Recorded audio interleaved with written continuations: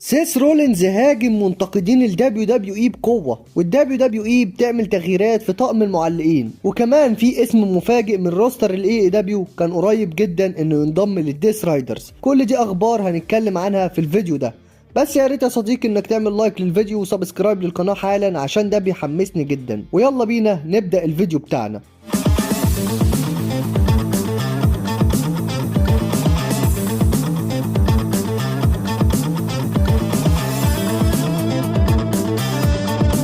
خلاص احنا بنودع سنة 2025، سنة شفنا فيها الحلو وشفنا فيها الوحش، مش بس في المصارعة، ده في الحياة عموما.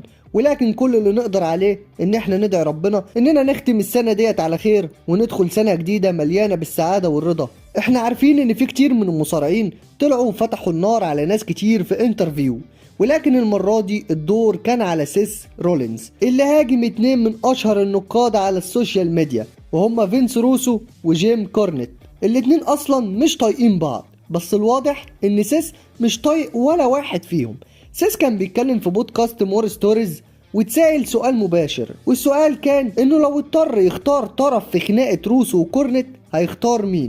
وطبعا الاتنين بقالهم سنين بيلقحوا على بعض اونلاين بسبب خلافاتهم القديمة من ايام ال WWE وال TNA. المهم سيس اتزنق شوية بالسؤال ده، ولكن رد بصراحة شديدة وقال انا بكرههم الاتنين وشايف ان الاتنين اغبياء، ولو في مسدس على دماغي واضطريت ان انا اختار يبقى هختار كورنيت. وقال انا قعدت معاه قبل كده لما كان بوكينج ليا، كان لطيف وممتع ولسه بيعرف يطلع برومو كويس، بس هو مشكلته ان هو ضحية ثقافة الترند وفرقعة السوشيال ميديا، لازم يقول اي كلام مجنون عشان يطلع منه فلوس من البودكاست.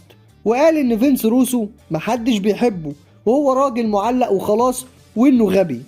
حرفيا سيس رولينز ممسكش العصاية من النص وهاجم الاتنين على طول، وده مش اول مرة يعمل كده، رغم ان هو مصاب دلوقتي ومفيش ميعاد محدد لرجوعه، بس دايما سيس واضح وصريح ومش بيجامل حد، وهو عارف ان كلامه ده هيخلي ناس كتير على الانترنت تتكلم، بس في نفس الوقت هو مرتاح، مش قلقان على شغله ولا على عقده ولا على حتى الفلوس اللي بتجيله من الظهور في الاعلام. ورغم ان ناس كتير بتشوفه ان هو واحد من انجح المصارعين اللي دخلوا الشركة، فانا عادي متفق معاهم، مفيش اي مشكلة. امال انت كنت مفكر ايه؟ والخبر التاني معانا هو ان من اول 5 يناير مع ذكرى عرض الرو على نتفليكس هيبقى في تغيير في المعلقين. هيكون عندك مايكل كول وكوري جريفز هيبقوا في عرض الرو، وجو تيستر مع ويد باريت هيبقوا في عرض سماك داون. ومش هيكون في اي تغيير في NXT، هيفضل بوكر تي مع جوزيف زي ما هما. اما بات مكافي بقى مفيش مكان ليه دلوقتي، بس نيك خان قال قبل كده انه ممكن يرجع لما موسم كرة القدم الجماعية يهدى شوية. واخيرا عندنا خبر مهم عن ال AEW والديس رايدرز.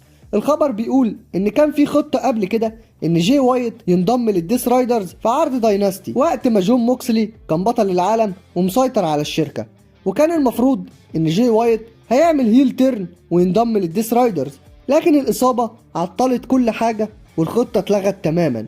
ودلوقتي احنا داخلين على 2026، شكل الديس رايدرز رايحين لتطور كبير جدا، وبجد لازم ندي جون موكسلي حقه لانه ساهم بشكل كبير جدا في تحسين وتطوير صورة الديس رايدرز والاي دبليو بشكل عام في سنة 2025. وبس كده، دي كانت اهم الاخبار اللي كانت معانا النهاردة. اخبار كده كانت في الحنين، ولكن كنا لازم نطلع نتكلم عنها.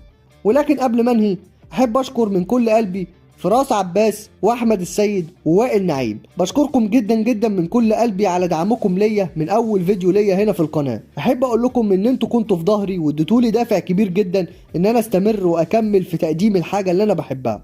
وبرضه بشكر كل اللي هنا في القناه وبقول لكم انتوا على راسي وانتوا صحاب القناه مش انا بجد، ودايما مكملين مع بعض المسيره ان شاء الله. وبس كده، لو وصلت لحد هنا ما تنساش انك تعمل لايك للفيديو وتشترك في القناه لو انت لسه ما اشتركتش، وفعل زر الجرس الاولى وكل عشان يوصلك كل جديد.